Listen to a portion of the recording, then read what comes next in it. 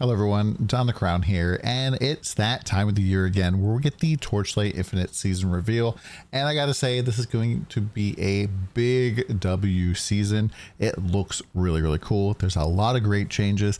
The new character looks amazing. They even have a cool skin to go with it, and the changes to different mechanics and stuff are all really amazing. What I'm going to do is try to break down the reveal video for you real quick so you don't have to watch it for yourself, or at least get kind of my thoughts on it really fast. So pretty much the league mechanic or season mechanic this season is you're going to find these doors and be able to interact with them in the Netherrealm, and a whole bunch of monsters will pop out and you'll be able to go into the portal, and you're kind of like going into the underneath, and you have to fill up this meter here, and basically by killing monsters running through, and once you've killed enough monsters, a portal to the next stage down will pop open, and you can get like loot and stuff here from like killing enough monsters and just like in general from progressing through. And the deeper you go, the harder it becomes. Apparently better the loot becomes, and also just everything just starts going crazy. So it's kind of like having multiple layers of map inside your map. Whether or not that's something you're gonna be doing every single map, we don't really know just yet, but some of the rewards look pretty crazy. And there's definitely some like juice to some of these, like additional drop quantity and stuff. And there is a new seasonal passive tree that goes along with it, with stuff like auto looting for your stuff, like suppose just making it easier, just adding additional layers to it, and just having a full tree is just pretty nice. This is something we've kind of like missed on the last couple seasons. I just think that having something like this is really cool, and this kind of gives you a little bit. And also like sometimes when they add these trees, gives you the ability to kind of like at the end pick what type of focus you want to be, whether or not you're like focusing. I think it was like Clockwork that had one where it was like you're focusing more on doing the boss or not doing the boss, and we'll see what's going on with that here. Now the new character for this season, if you haven't seen the like teaser for him, is Bing 2. Everybody thought it was going to be Selena. It actually turned out to be Bing 2. And he is a spell burst character. There's a whole bunch of like spell burst interactions. I'll probably do a video where we talk about theory crafting for this guy, but it really just looks like they're made a whole bunch of improvements to spell burst, and you're able to shoot off an insane amount of stuff. One of the things that I kind of noted is that you have like 2 meters, and as one fills up, it allows you to activate your ability, which allows you to shoot out a spell burst that has 3 times as many spell bursts as you normally would. So if you had like 10 max spell bursts, you would shoot out like 30 spell bursts instead, which is absolutely crazy. It's like so much stuff going on. You're gonna have a ton of burst damage on this character, which can be really fun. He also has the very unique thing where he's gonna get to choose a trait from both the left and the right side. And so like in the first row here, you'll see that there's on the left side only 1 trait, but then every other like little circle here has multiple options. It looks like some of them have 2, some have 3, and so you get to choose one of the options, and you get both left and right. And some of these add a lot of differences to how you're going to play your build, or just like give you different power in different ways. And I think this is really cool and very unique to this particular class, which is nice. Now I'm not going to bury the lead here and like show you the cosmetic at the end, but this is what the cosmetic for Bing 2 looks like. They actually didn't really show this all that well on our Western release, but this is actually the Chinese release video, and it kind of showed off the cosmetic here a little bit better. Just kind of like give you an idea. It's like a demon mommy gender bender type of skin. It looks pretty cool. I'm definitely excited to be playing that as opposed to be playing Bing. Just looks better to me. Now the new power creep for this season is Ethereal prisms. These are basically things that you're gonna socket into one of your passive trees. You get to have one of these active at a time, and it will buff the nodes that are around it in a little rectangle, and you can like add additional stuff, or you can replace the main talent for that tree with something else, like 1000 max energy. And yes, this is the energy that you use for skill supports. And so in the video, they showed off basically 6 linking every single freaking skill except for 1 aura. And you don't need 6 links on your movement skill or your restoration skill most of the time. So this definitely has a lot of potential to it. And there is a whole bunch of these. And some of them are really crazy. Like there's one that gives you just flat 150%, 150 fervor at all times. And these apparently have different kind of rarities to them. So you can kind of see there's an orange version. This one is a blue. And these orange ones, you have more and more slots that you can kind of brand a legendary thing onto. It looks like you're going to have like blue, purple, and legendary. And when this guy was calibrating it, we can see on the third affix, it says legendary affix is guaranteed. And so it looks like it's consuming a little bit of flame elementium, a little bit of currency that probably comes from the season mechanic. And so they get to choose between 3 things. And some of these are crazy too. Like this one here, if you have 2 legendary medium talents in the rectangle, you basically just have blur 100% of the time, or you inflict one of the new debuffs, which is called frail, which makes enemies take more spell damage, or you get +1 ignite limit. So I think there's going to be some absolutely bonkers things in here, and definitely some nice little power creep. I'm not really sure if I'm a big fan of the fact that you have to kind of brand these yourself. We'll see how that goes. Now, the other thing that you can get besides just the prism is this quite rare thing called the inverse image. And what this does is it takes the talents that you have here and it flips it on, like both horizontal and vertical, onto the other side on your passive tree, split down the middle.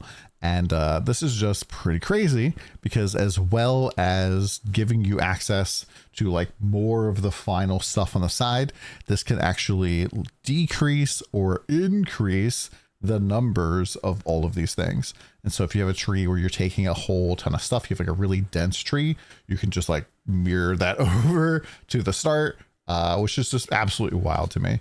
It's really, really crazy. And some of these, I think you said that like you could go and take like a +1 all spell skills and then getting it mirrored up to like +2. So I'm assuming maybe there'll be some rounding stuff going on, which is really quite neat.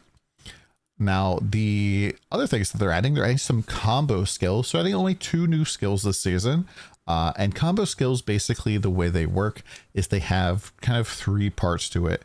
And I know what you're thinking, combo skills, but Path of Exile 2 scared me. No, it's not going to be like that. You don't have to press different buttons. The skill itself is the combo. So on the first attack of Crescent Slash, you like slash forward and do 277 damage. The second use of the skill lashes forward with 6 slashes. That does 60% damage. And then the third hit, the combo finisher, does 3 slashes that do 102%, and you can ramp that up to like 7 slashes. And the second and third attacks are both slower, whereas the they do more damage. And this definitely seems pretty interesting because there is a whole bunch of different supports and uniques and legendaries and stuff here for kind of supporting this particular skill. And you can kind of see kind of like what it looks like here. We're kind of just blasting through, and like, sorry, my quality is like really bad. It's always like autoing me down from 1080p when I do these types of videos, but we can see that like they're just pressing one button and it's just blasting forward, and they're just doing, 3 different types of attacks with one attack. And so that like big swords up, multiple lines go flying out is the finisher, and it can do like, I think over 1100 weapon damage once you really get it cooking, which is crazy. Now, the other thing they're adding is this new beam skill that shoots out a little fire beam that chains between enemies and applies like a debuff and an AoE. And this has like, 3 stages to it as well. And I think one of the ones, the supports that you can do is like leaves behind a whole bunch of little like snakes that continue to shoot for you, which is pretty cool. And they've added a whole bunch of gear, legendaries and stuff to support the combo point stuff, and that stuff all in the patch notes.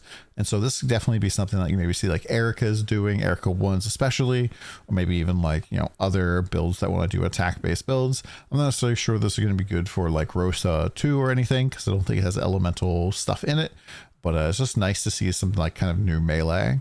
They also added new kismets for this as well. This is one that I thought was really neat. Tiger's Chain, where as you start to use your combo finisher, it just vacuums things to you, which is definitely something that I think is very useful for melee is not having to necessarily go to all the enemies instead of dragging them to you. This makes the clearing quite a bit better. Now they also gone and they added a whole bunch of new keywords to the game, just kind of give us some general buffs, and these are going to be applying to basically every single build archetype, where we're just going to be able to get more power from more places. And so things like hasten here, which gives us more attack and cast and movement speed and mobility speed cooldown. There's stuff like infiltration. So each of the 3 elements has their own infiltration, which increases the amount of damage that enemies take by an additional 13%. And there's an additional debuff. So like they have less AoE, they have less attack speed or less movement speed, depending on the infiltration that's on there. And then there's like other buffs and debuffs for like attacks and spells. There's like spell aggression and attack aggression. That's going to just give you buffs for that stuff. We're also just getting some new legendaries as well. Demon's Touch here, which is pretty cool. This basically turns you into like you really buff up your offhand weapon, but then you don't attack with it because that's this new thing called Conspire, where your offhand weapons don't participate, but you get 100% of that onto your main hand instead, as opposed to the normal joined attack, which is only 60%. I'm sure you can probably combine the two for 160%, which is probably what you would do if you're wearing these gloves. We also get this really cool kismet this league, where any negative effect on dream implicits is going to be turned into a positive. So yes, that means that you can go and get like a +1 focus blessing wand, go dream on +1 focus blessing, get the negative for another +1 focus blessing. That's a lot of focus. And so some of these negatives can be like pretty annoying to have to deal with, so it's be kind of cool to like turn them into positive, especially because, you know, some of those negatives could be like adding the stat that you're stacking. So like imagine you're doing like a mana stacker and you get a negative that gives you more mana. That's pretty useful. It's pretty fun kismet. Definitely going to be very interesting. They also have gone through and reworked a whole bunch of the old school legendaries here to kind of like make them a little bit better. There was one that they did kind of nerf, Flaming Evil. They put like a cap on it as well. But I do think that a lot of these kind of got a little bit of love here, which is nice to see. And they took a popular legendary from this last season, which has to do with spell bursts, and they've already reworked it. So Solid River last season was new, and it had a thing where you basically got double your spell burst charges. And I'm sure someone in the office was like, if I have a Bing that has 20 spell burst, that means we're going to crash the server when we cast 60 spell burst spells all the time. So let's rework Solid River. And so Solid River now actually has built into it here the burst activation medium. So this thing is going to be incredibly expensive. So when your burst charge recovery is at least 300% of base, reaching max spell burst charge triggers the main skill on the nearest enemy, which is pretty much just burst activation on your hat. Now this is not going to be a global Netherrealm drop anymore, but instead this is going to be a drop that comes specifically from the Overrealm, the new seasonal mechanic stuff. And there is this legendary here as well that puts 150% of your attack speed bonuses into spell burst. So it's going to be kind of easy to make that happen, and you pretty much can just be like blasting out tons of spells. Rip my bit rate here, but it's just gonna be really cool to have more options and not necessarily be beholden to having one specific activation medium, because I'm sure that this hat and probably the activation medium for spell burst are gonna be very, very popular this season. So yeah, nice to have. So we have Law of Greed here, and this gains Insatiable Greed does the thing where it's attack speed to your spell burst charge. I had that up as well. They also buffed, I think, the Necklace of the Firebird. This actually shows something interesting that they're going to do, which is it allows your main skill to be taken over by a skill from a ability or from an item. And so the Barrier Burst here can now basically be supported like any other skill. You have all the different support gems. Maybe they'll even put in like noble supports for some of these. But this thing can now be casted a whole bunch faster, especially if you can get their cooldown really going. I think you just continuously blast it all the time. And they did nerf down the damage a little bit, but they did make it faster. Now, one of the big things for this last season was pace and progression. And I kind of heard people that they weren't really enjoying the jump between Time Mark 8 and Profound. And so they're smoothing things out a little bit and making it so it's cheaper to craft stuff, especially on ember costs for tier 1 gear. So we see that the embers basically have gotten chopped in half in terms of the cost. I think it's going to help people just kind of like get into the kind of the end game of the game a lot easier without having to like pay for a ton of embers. But they also added embers as a specific drop for something else we'll talk about here. They also made it so that it's 3 times more likely now to hit curses when you do nightmare stuff. This still is less than 1% chance, but it'd probably be a little bit more reasonable to get a curse ring yourself. They also went out and made it so it's a lot more easy to get elemental ailment avoidance. And you can stack this up both on amulet, on some other places as well, and on hero memories. And so reaching 100% chance to avoid elemental ailments is probably going to be something you want to do, especially because getting frozen in end game is super annoying. Just, not something that you want. Now, they also went through and they reworked some core stuff and just did some rework stuff for Outlaw. Outlaw has gone core, and they kind of made it so Outlaw encounters are going to be a lot shorter than they were before. So probably going to be like the half the amount of time. And you're just going to be able to get a whole bunch of loot from this very, very quickly. And the amount of immunity time on the little gremlins is going to be a lot shorter. They also removed the coins, so you don't necessarily need to worry about like getting coins and doing all these level up requirements. Instead, you're just have to go and like complete a card jack at Profound Time Mark 8, and you'll just level up. And you won't necessarily need to do all these, jump through all these hoops. And you also won't need to gather coins for the heist anymore. You can just go and use the key cards when you get them. They also made the strong, like the strong rooms basically have less total rooms, which I think is overall very good. And they kind of added I want to say pity, but they made it so it's a little bit more consistent for you to proc your Professor Source on the strong rooms as well. Next up, they also added their big Outlaw constellation and made it so that like there are, you're going to be able to get Outlaw as a void chart thing. And I think that especially because they left sequences in, this is going to be a very popular thing to farm and to just add to your map. Pretty much having a short interaction that gives you a bunch of loot, always kind of a good thing. Now, the Supreme Showdown boss this season is basically a repeat of what we saw, I think, 3 seasons ago, which is, maybe I'm wrong about that, the False God of Symbiosis. So this fight basically with the exact same rule set that we had back then. And then we also have the Lord of the Voicey for SS20. And the thing that you have to do during Supreme Showdown this season is like collect the little yellow balls so you don't get one shot. And personally, I felt like this was one of the stronger and more enjoyable mechanics for Supreme Showdown, simply because it felt a lot more reasonable to deal with than like the bomb being on your head, where it's just like, well, the boss is doing something and I literally can't drop the bomb on them, so I'm just screwed. This one felt a lot more reasonable. They also made Blade Breaker here kind of less of a pain in the butt.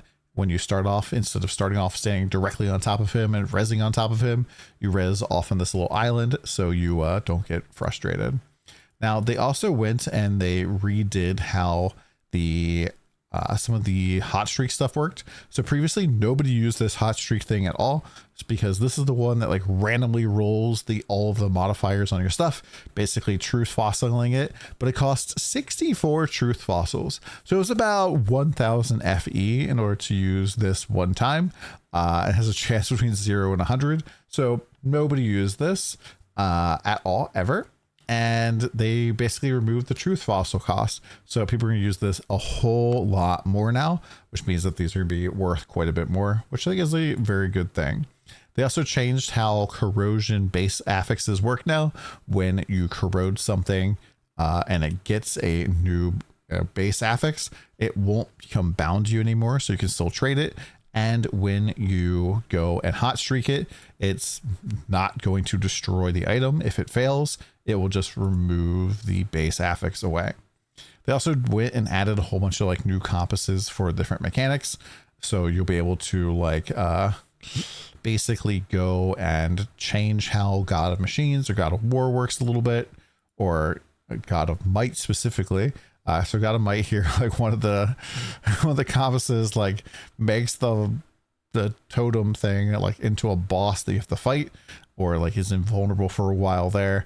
It drops a whole ton of loot, which I think is pretty cool. Then there's like a brand new profound thing where basically if you do all four like of the main gods, so God of War, God of Might, God of Machines, and God of the Hunt, you'll get a box at the end that gives you a whole ton of loot. And there is a compass that just adds all four of those things.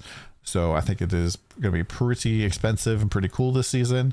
And they kind of show popping the box here has the ability to drop a whole bunch of divinity emblems. So finally they're giving us a way to kind of like target farm emblems a little bit better.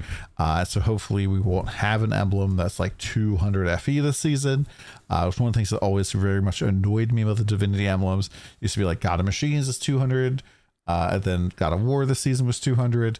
And so this should hopefully deal with that quite a bit and probably open up a new way of mapping where you're not like, you're like blasting through the map, but you're doing God of Might, God of Machines, God of War, and God of the Hunt. That's like, seems really weird. So it makes me think that there's going to be some interesting farming strategies that get born from that. Now, I did mention that they basically added 2 season mechanics, and the second one that they added is this new thing called Original Sin Gauge. And it's basically this big turtle here that crawls around, and you have to beat him up and beat up his little allies. And then he kind of like spits out something for you to fight. And supposedly this is really meant to be like for kind of a very geared character to be able to farm, especially because some of the things on the void chart for this, because it just kind of comes out with its own void chart, really soups up these monsters, and a lot of them are making it so they take significantly less damage, and one of the compasses really makes it very, very difficult. And next up, they are removing City of Aeterna candles, just the candles, nothing else. Basically they felt that it was getting kind of too complex, and most players weren't even like able to really farm the candles themselves or really knew what was going on with them. And heck, I know like probably half of the players that I talk to that are new, they wouldn't know how to even unlock their second candle. And so this will kind of get rid of that. And in order to make City of Aeterna still really good, this is going to be kind of one of the go-to places to farm embers, because they're adding ember rooms to this. So I'm sure that going and doing the ruins of Aeterna will still be really good. But if you get a few of these ember rooms, it could be a real great chance for you to pop off. And they really did rework the Psalms of Aeterna here to basically redo the entire thing so that there is no longer any sort of like candle stuff at the bottom, which I think this is a lot more simple. I thought candle smashing was bad simply because you needed like 1,000 storage space in order to combine everything. And yeah, I do feel bad for the guys that like that was the way that they made money. And that was the way that they like did every single season. But yeah, I think this is overall going to be a good change. A little bit of a power dampen, but like the prisms and stuff look like they're going to give us quite a bit of power. Sequences bumped us up quite a bit too. The only thing I'm kind of sad about, we lose stuff like Poison Relief Candle, but you know, we'll have to make ends, you know, make do. Now you might be wondering, but Don, I don't like these changes for City of Aeterna, and I have a level 6 Monument Knight. Like, what the heck?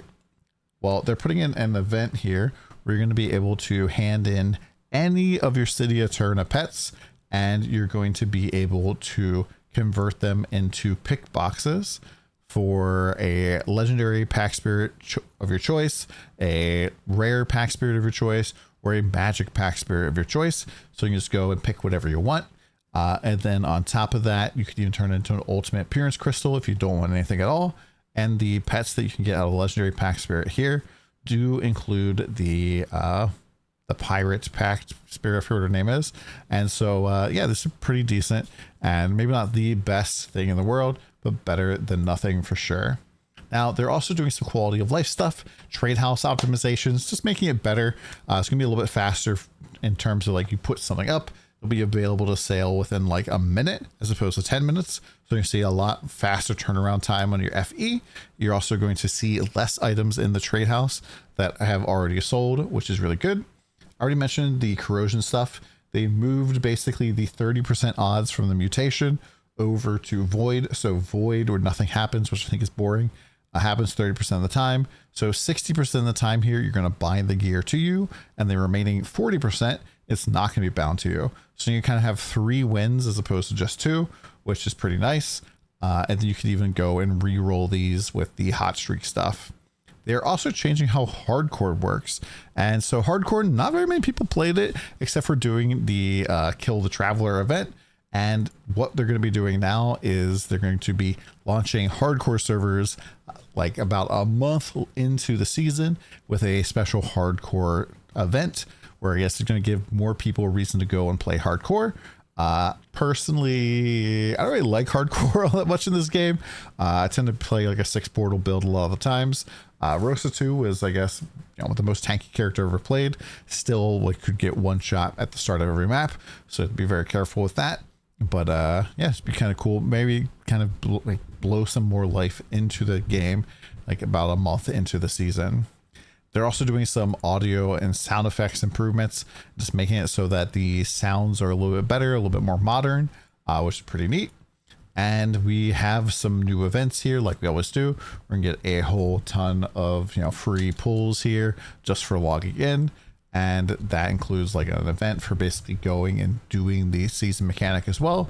And we are getting another guaranteed legendary drop Pactspirit selection chest on the 7th day of logging in. And that goes for like, I think this is it says a long-term event, so I'm pretty sure this is just like 7th day logging in period. It doesn't necessarily even need to be this season.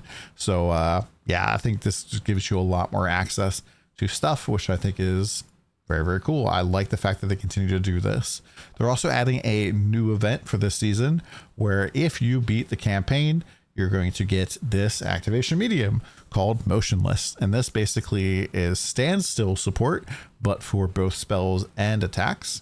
And you pretty much should just be able to use your skill whenever you're standing still. I really wish that we had this support at the kind of start of last season, because Rosa 2, you pretty much have to like manually use your skill, and this would count for Rosa 2.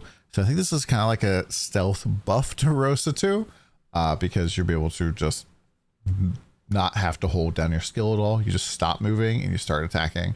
And so that's pretty much, you spiral strike and you stand still, and it will just automatically start attacking, which is pretty nice. They're also adding the ability for you to earn cosmetics, specific ones from killing bosses in, I think, time mark 8 and above. I think the first one here is the Wilting Scythe, which is based off of the weapon that this boss has here. And you just get these conquest things from killing the bosses. And you can even trade these conquest insignias as well to other people if you already have it.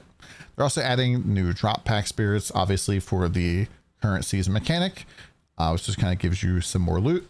Obviously, pay to win there. And if you don't like that, that's kind of what it is. Squiddle basically is the new battle Pactspirit for Bing 2. This gives you bonuses for spell burst, including giving you like a additional stack of max spell burst, but you have to get this like level 6, which is pretty crazy for most people. I'll probably be pulling for this one as well. I think that this Pactspirit and this one look pretty cool, so definitely interested in that. Lastly, the code for the season here is TLXTL1011. Just press escape in game and click the code button and put the code in there, and I think you'll get, I think it was 100 or 200 premium requests. And hopefully this video helped you out and gave you some insight into the reveal. I'm super hyped to be starting Bing 2 on October 10th at 7 p.m. Pacific, which is 10 p.m. Eastern my time. And just come by the stream, hang out. We'll be blasting. I will have campaign guides up for a whole bunch of different characters on heroic, before the season goes live, and hopefully they'll help you out too. We'll see you guys again soon, and thanks. See you next time.